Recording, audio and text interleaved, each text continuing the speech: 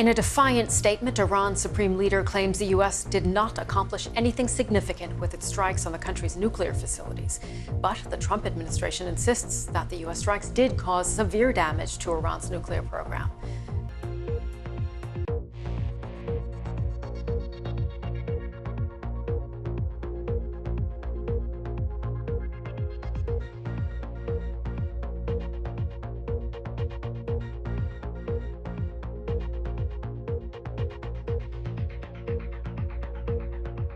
President Trump alludes to progress in trade talks with China and India as he makes a final push to get his spending bill approved by Congress.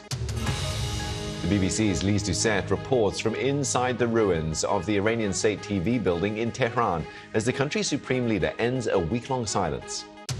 This blackened studio symbolizes this dark moment in Iran, the most difficult and dangerous decisions confronting the supreme leader. The DRC and Rwanda are set to sign a peace deal aimed at ending their long-standing conflict in eastern DRC, but the fate of the disputed territory hangs in the balance. Plus, jubilation in India after the first Indian astronaut to enter the International Space Station arrives in position safely. And coming up on Business Today, Nike projects tariffs will cost the company $1 billion as the sportswear giant looks to shift supply chains out of China.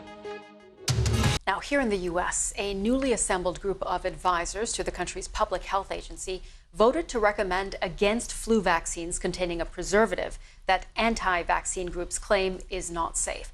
Now, it was one of the first votes by the advisory panel since U.S. Health Secretary Robert F. Kennedy Jr., himself a vaccine skeptic, removed all 17 of its experts and replaced them with 7 of his own selections. That new panel voted 5-1 on Thursday to recommend against flu shots that contained thimerosal. One panelist abstained. Before the vote, the panel heard from Lynn Redwood, former president of an anti-vaccine group founded by Mr. Kennedy. She claimed that thimerosal is toxic, counter to a range of evidence-based studies that prove there's no proven harm from the ingredient. Thimerosal is used in less than 5% of U.S. flu vaccines. The panel did not publicly consider scientific data from the Centers for Disease Control and Prevention. And the BBC's U.S. news partner CBS reported on Thursday that Ms. Redwood is tipped to join the CDC and prevention as a special government employee.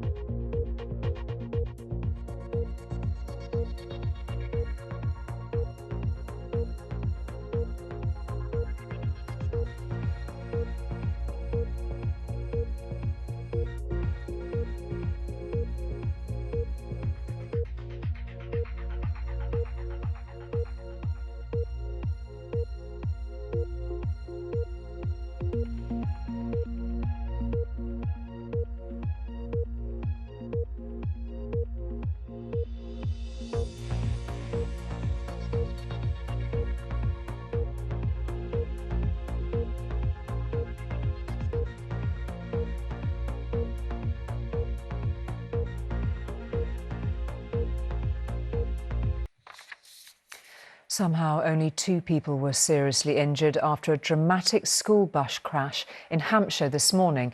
It came off the road in Eastleigh and ended up in a river. 20 people were on board.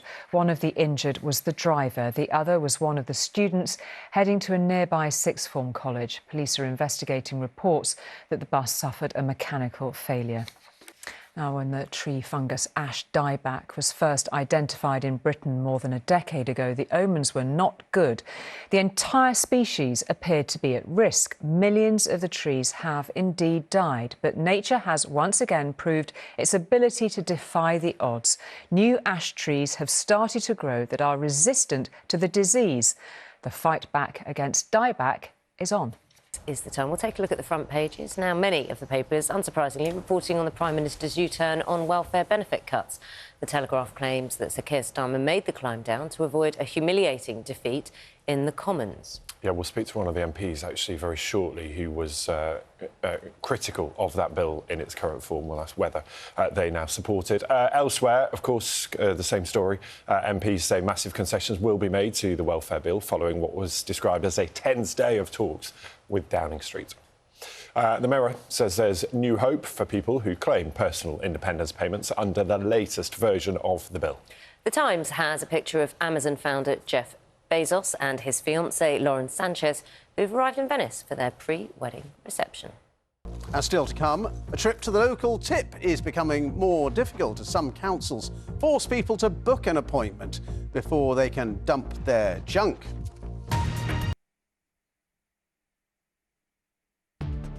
A bright idea or a pain in your back garden? ITV News research shows plans for 1,000 big battery sites to store energy.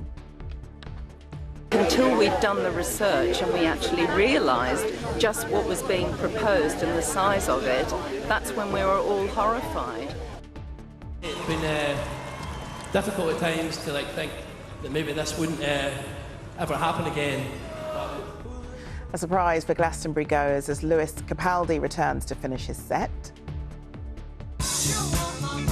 Rod Stewart fights sickness as he prepares to perform at Worthy Farms. It's my World Cup final. You know, it's just the biggest show and, you know, you just can't miss it. And the heat has been turned back on in the south, with temperatures heading towards the mid-30s over the next few days. Join me for the very latest on this a bit later in the programme. At 6, the man who killed 14-year-old Daniel Angerin is jailed for life as Daniel's father pays tribute to his son. Daniel was taken from us in a way that no family should ever have to endure. His life had so much potential ahead. Also tonight, the government caves into Labour rebels and confirms a major U-turn on welfare reforms. The new treatment that may save this teenager from the inherited illness that killed her mother. It's brought me new hope and new joy about my life, and it makes me feel like I can just do anything. And an emotional Lewis Capaldi back on stage at Glastonbury this afternoon, 2 years after taking a break to focus on his mental health. And coming up, heat health alerts are in force across most of England ahead of a second summer heatwave. As a heat health alert is issued from today, we hear why so many buildings in the capital struggle to cope with rising temperatures. Our schools, our hospitals, our care homes, our homes themselves. These are the places where we care and nurture for people, but at the moment they're on their way to becoming a real risk and hazard to our lives and livelihoods, suffering from massive overheating problems. Also on the programme, rebuilding trust. We hear from young Londoners after 2 Met police officers were sacked over the inappropriate strip search of a 15-year-old black girl. Plus, Mrs. King is Queen of Tennis. 50 years after her last Wimbledon win, Billie Jean King is back in SW19 as the tennis tournament returns, and she's still hoping to change the sport. And find out why this special herd of puppets has been making a journey through the capital today. Detectives have launched an investigation into the death of an 18-year-old man following a shooting in Enfield yesterday evening. Police were called to Great Cambridge Road near Hoe Green Park, where they found the teenager with gunshot wounds. He died later from his injuries. No arrests have been made. And a man who stalked the Girls Aloud singer Cheryl has admitted breaching a restraining order after turning up at her home. Daniel Bannister pleaded guilty at Reading Magistrates Court and was remanded in custody.